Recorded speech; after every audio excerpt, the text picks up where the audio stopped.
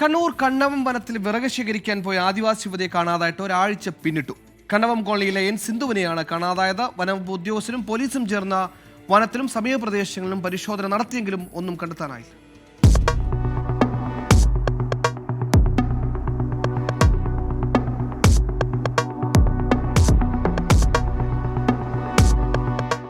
December 31-നാണ് സിന്ധുവിനെ കാണാതായത്.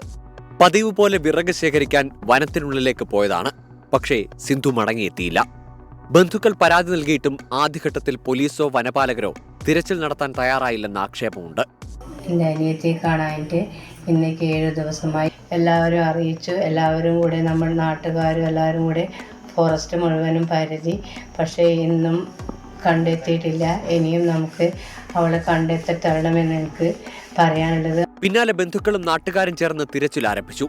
തുടർന്ന് പാട്യം പഞ്ചായത്ത് പ്രസിഡന്റിന്റെ സാന്നിധ്യത്തിൽ നാട്ടുകാരും പോലീസും വനപാലകരും സംയുക്ത യോഗം ചേർന്നു. ഉൾവനങ്ങളിലേക്ക് തിരച്ചിൽ വ്യാപിപ്പിക്കാൻ തീരുമാനിച്ചു. ഡ്രോൺ അടക്കമുള്ളവ ഉപയോഗിച്ചാണ് തിരച്ചിൽ. കണ്ണവം നഗർ, വെങ്ങളം ഭാഗങ്ങളിലെ ജലാശയങ്ങൾ, പാറക്കെട്ടുകൾ തുടങ്ങിയ സ്ഥലങ്ങളിലും പരിശോധന തുടരുന്നുണ്ട്. 24 കണ്ണൂർ.